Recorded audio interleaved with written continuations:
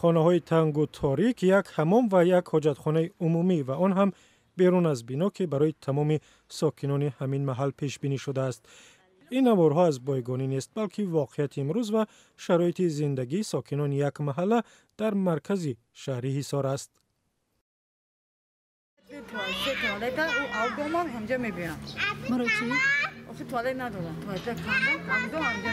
تعطیلچه داریم. چیزی رو گام میزنم، گرشک دارم. شاودا کی میبروه گوده کی مایده نشوا که دنی میشاو بروری. ساکنان محله گگرین که طبق و کاسب و لباسهایشان را اساساً در کوچه میشویند، میگویند آبی کافی هم ندارند و این زندگی دشوارشان را دشوارتر کرده است. در پیرات سحری میشه و هم آب کم میرسه اونا جوارو افلاس نه آبی کشیده بالا دویم اتش آب میکشه میبروریم گرز محکم میشه ایها دامای دیگه میبیوریم میکشه 2-3 ساعت آب میبیاد با پگه سحر هم خیلی بود 2-3 ساعت همون اما چیزمون رو پر کده میمونیم با تو پگه سحر. قرار است رئیس جمهوری تاجیکستان میانه‌های ماه اکتبر به حصار بیاید. ساکنان میگویند حکومت هم با رنگ و بار بیرون بنا میخواهد بناهای ولنگار را زمانوی نشان بدهد. قشلاق در خیلی زندگی نمیکنند تا حتی در قشلاق خیلی پلاژینی که ما داریم نیست.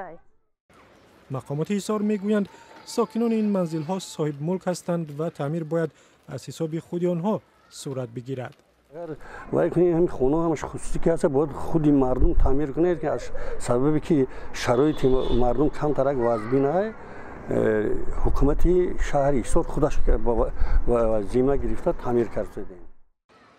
در حالی که مقامات میگویند برای آمادگی به پیشواز پرزیدنت از حساب خود قسمتی از بنا را تعمیر میکنند، ساکنان گفتند که برای این کار از آنها هم پول جمع آوردند.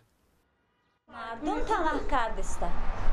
اینا کراسکا خراب شدن، کراسکا کنه بیرون رنگ خودش میزنن شکاتور کنه شکاتور کردن روی. بناهای محله گگرین نزدیک به 500 ساکن دارند. سال 1964 به استفاده داده شدند.